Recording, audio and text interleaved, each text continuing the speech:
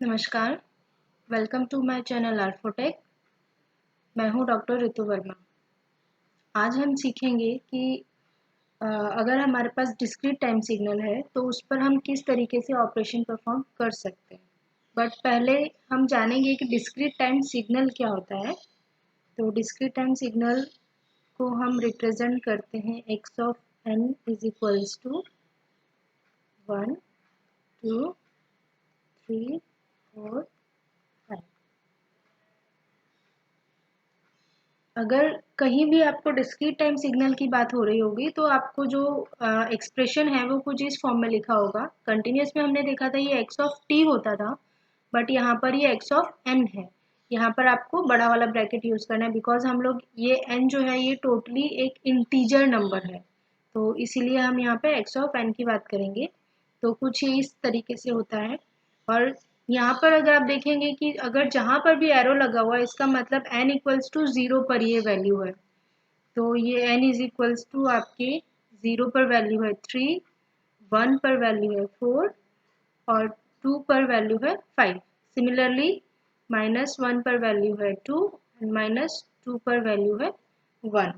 तो ये इस डिजिटल सिग्नल को डिस्क्रीट टाइम सिग्नल को इस तरीके से रिप्रेजेंट किया जाता है। अब हम इसका ग्राफिकल रिप्रेजेंट भी देख लेते हैं कि वो किस तरीके से बनता है।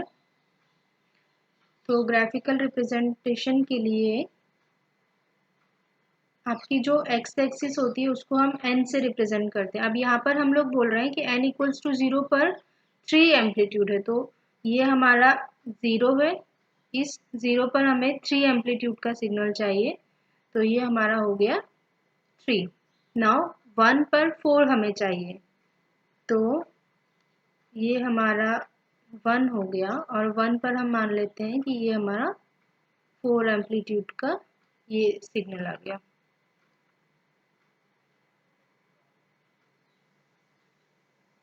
ठीक है, ऐसे ही सिमिलरली हमें गिवन है कि 2 पर हमें 5 का चाहिए, तो ये हमने 2 पर 5 एम्पलीट्यूड का सिग्नल बना दिया।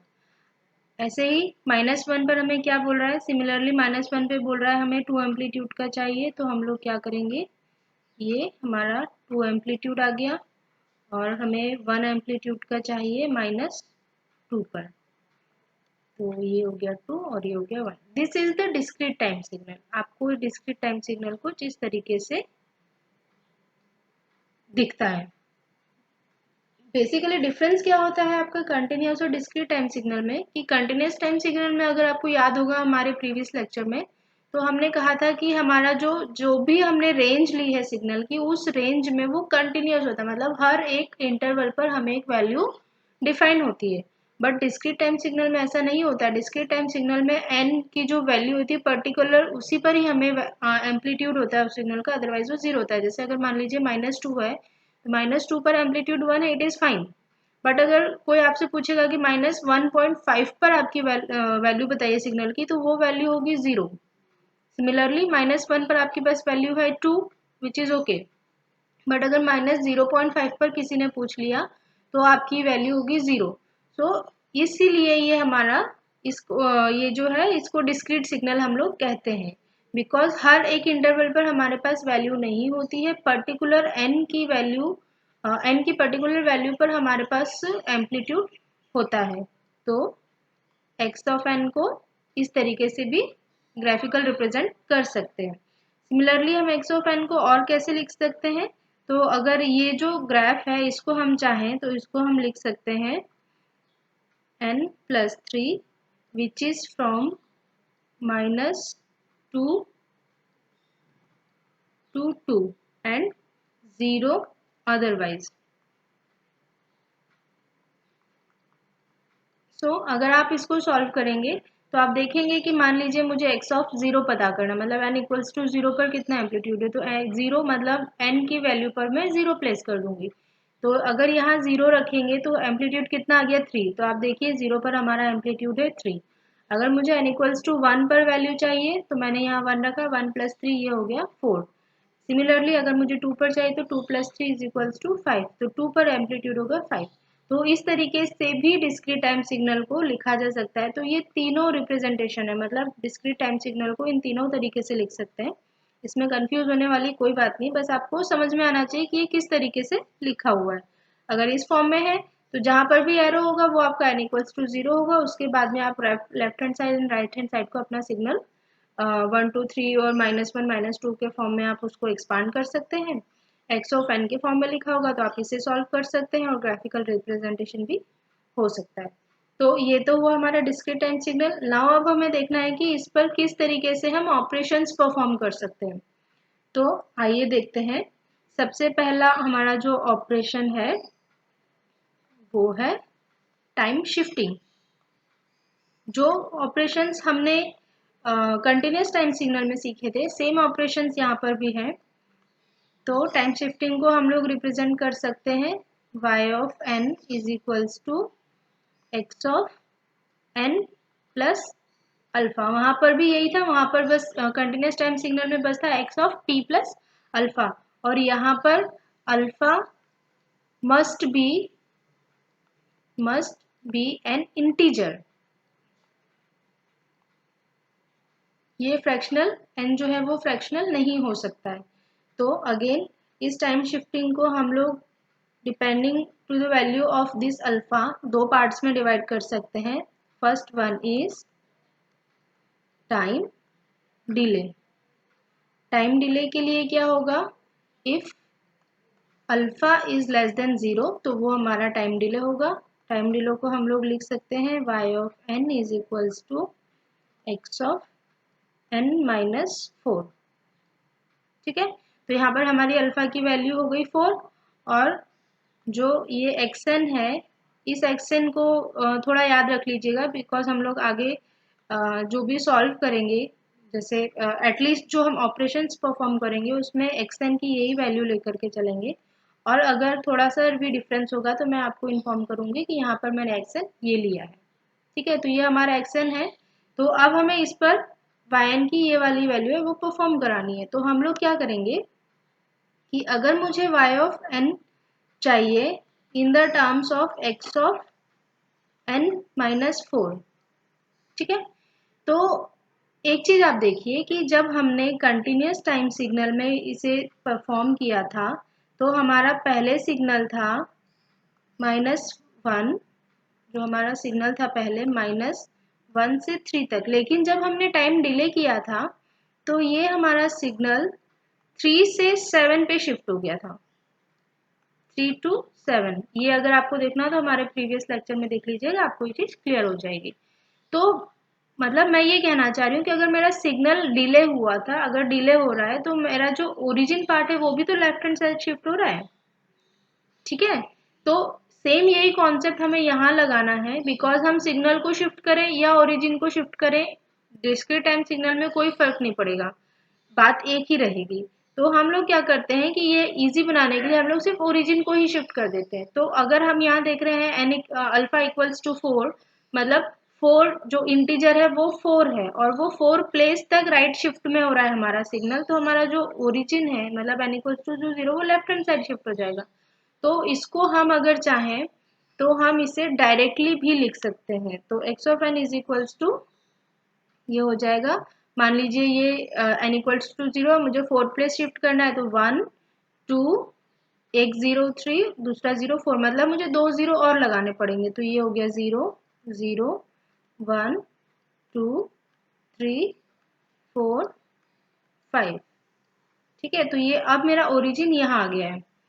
अगर आपको नहीं समझ में आ रहा है तो हम लोग एक बार इसे ग्राफिकल भी देख लेते हैं कि हम किस तरीके से बात कर रहे हैं।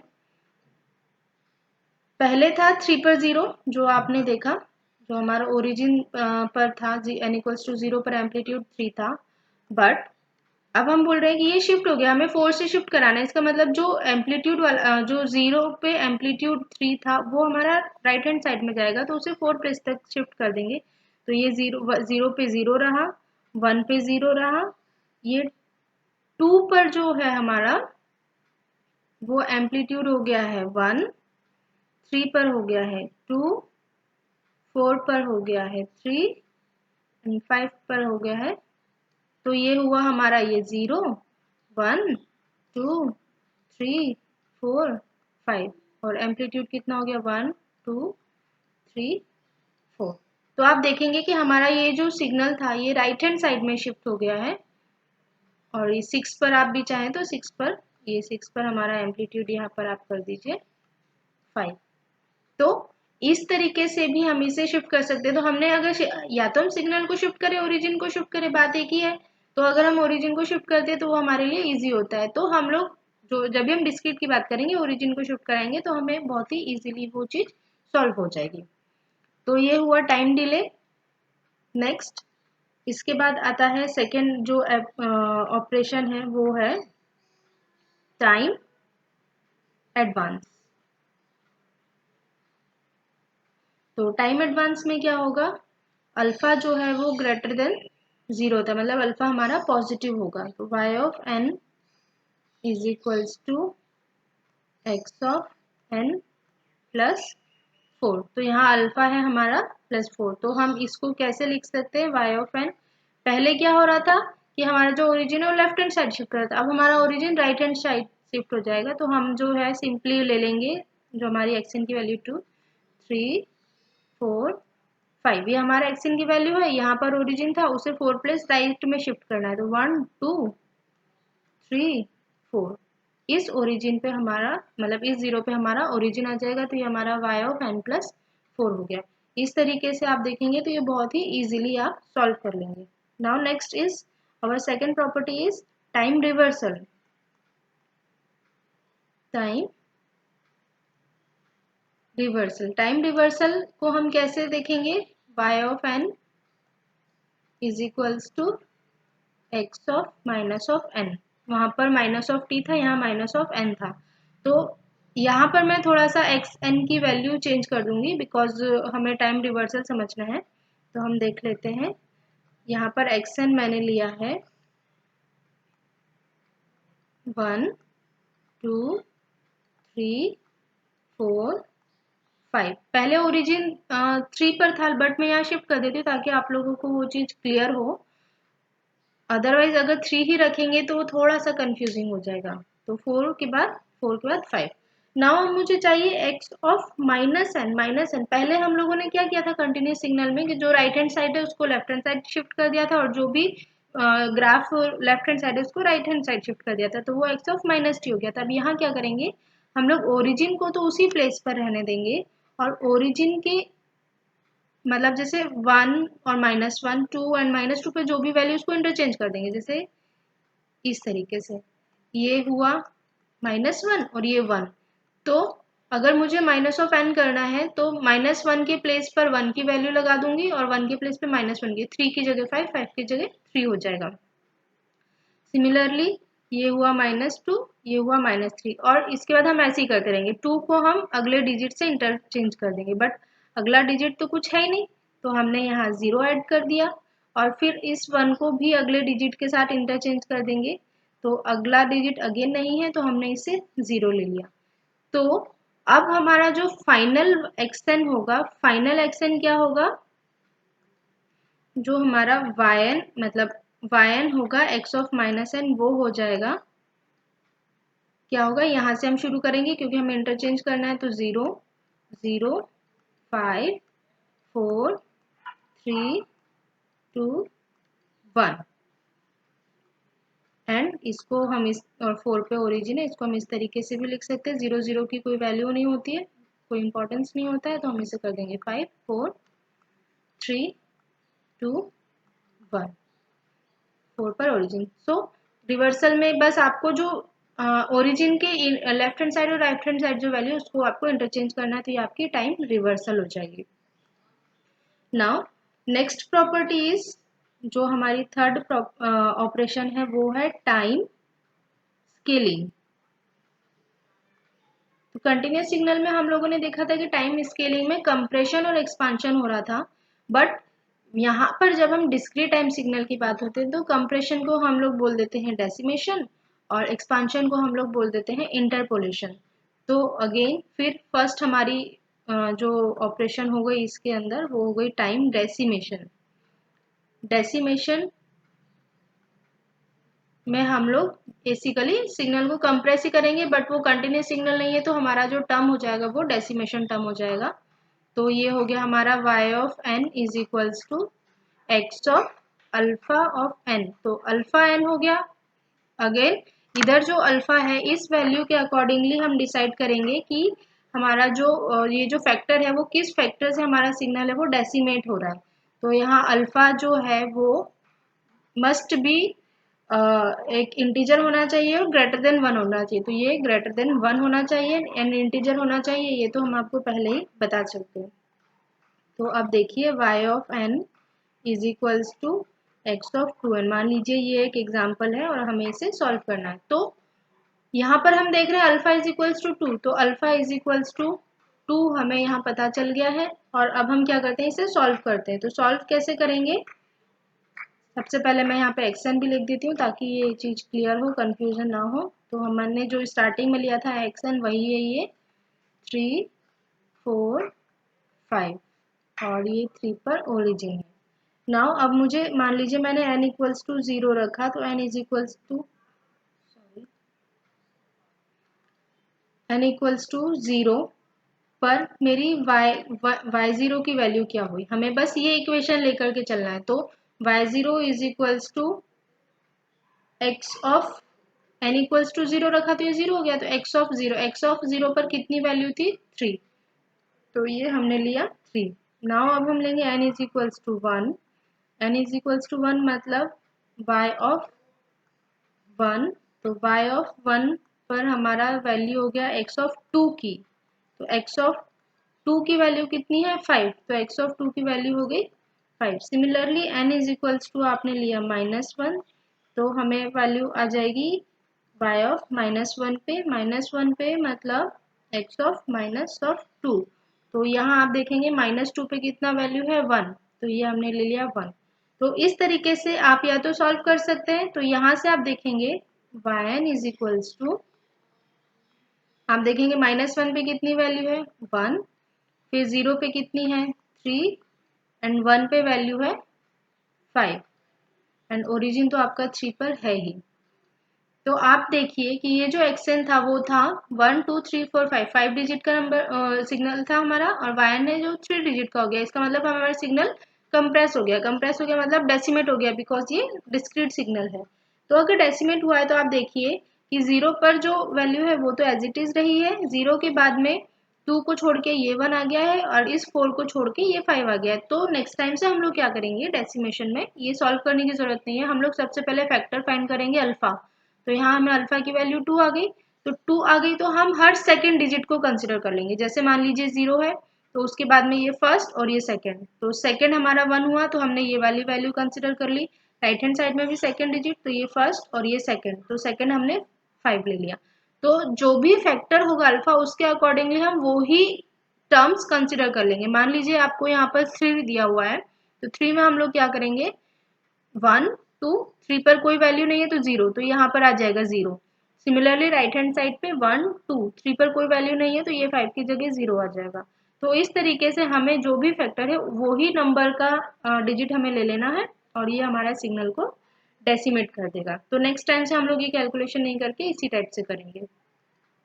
दूसरी जो इसकी प्रॉपर्टी ऑपरेशन है वो है टाइम इंटरपोलेशन। टाइम इंटरपोलेशन,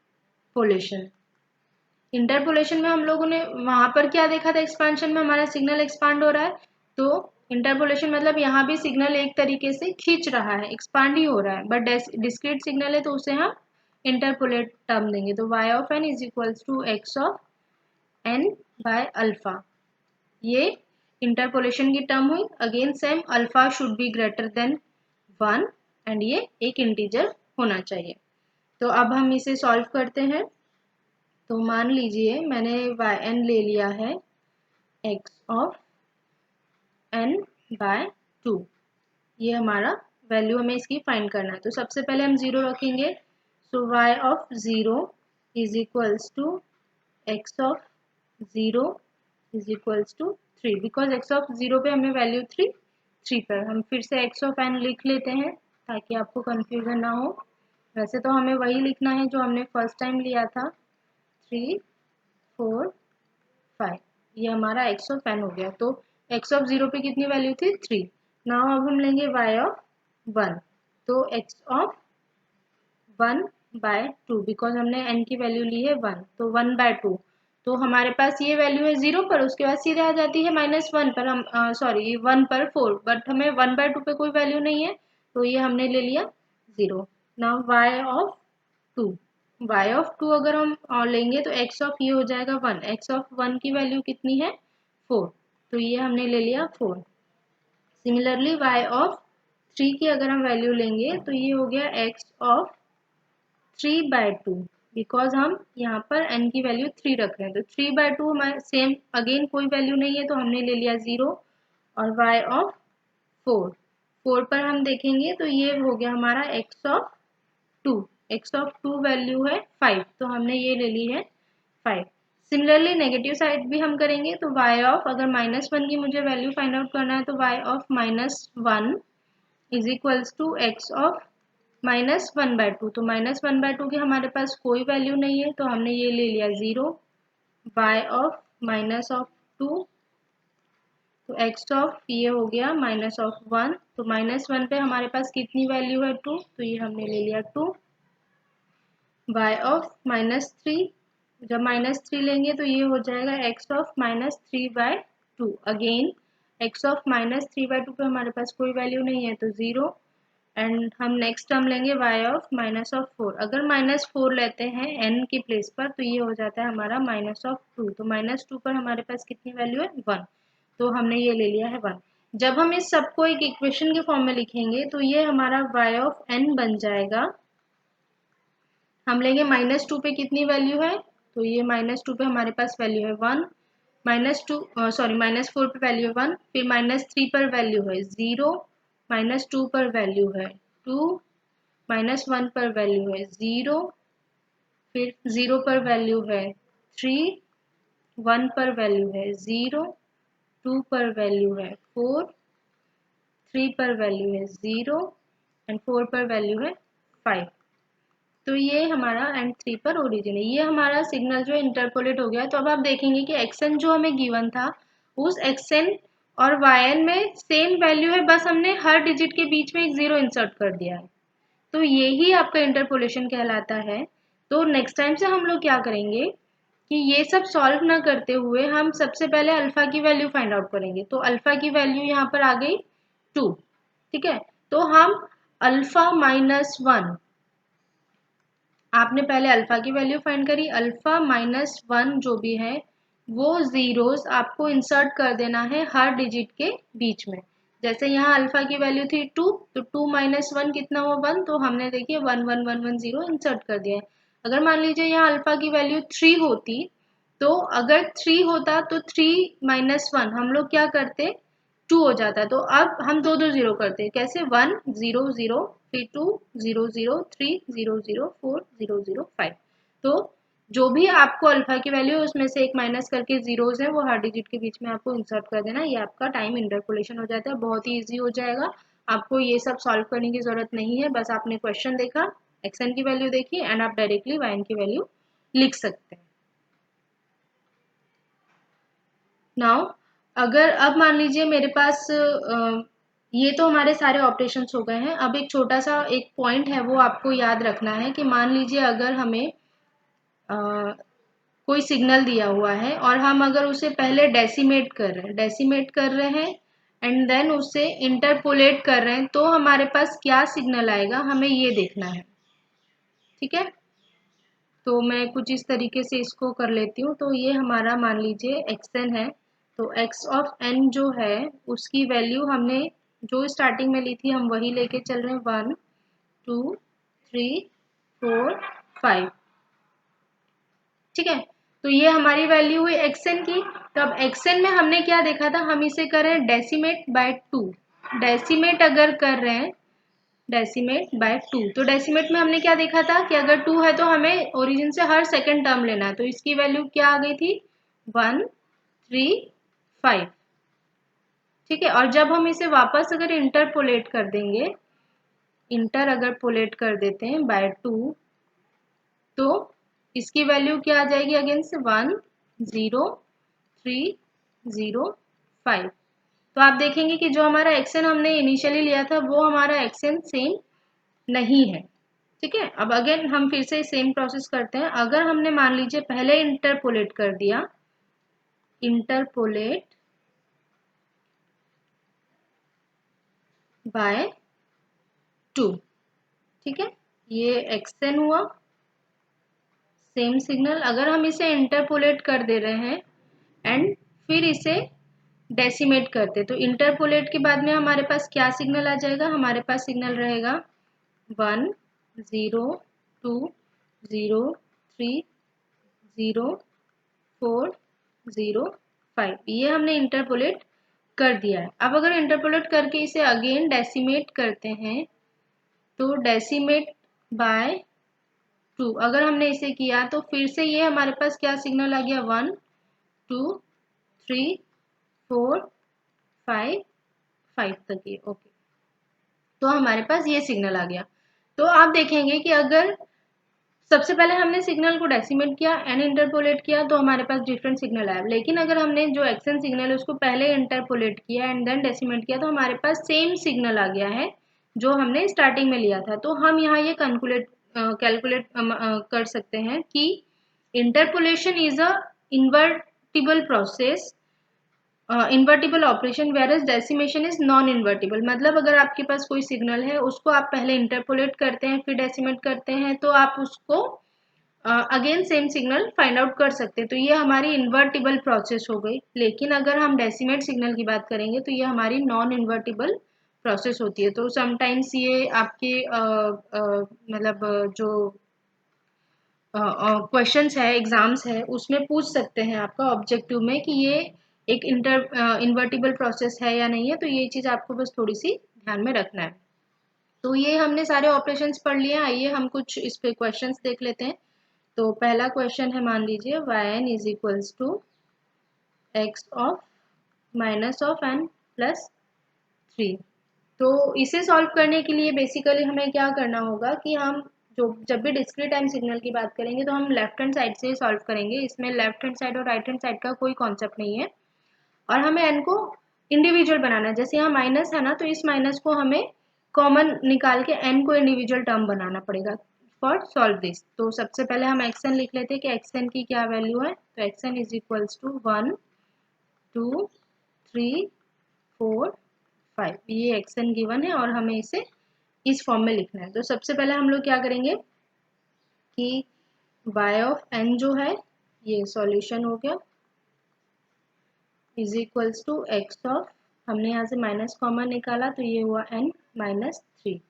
तो अब आप देख सकते हैं यहाँ से कि यहाँ पे रिवर्सिबल भी प्रोसेस हो रही है और इसमें टाइम शिफ्टिंग भी लग रही है। तो हम सबसे पहले लेफ्ट हैंड साइड से लेंगे तो रिवर्स करना है हमें। तो हमने रिवर्स किया सिग्नल को, तो x of minus of n जो है वो लिया, तो हमारा माइनस ऑफ n हो जाएगा 5 4 3 2 1। ये हम देख ही चुके हैं कि हमें अगर रिवर्स करना है तो left hand right hand side चला जाएगा, left hand side right hand चला जाएगा। तो हमें हो गया एक्स ऑफ एन।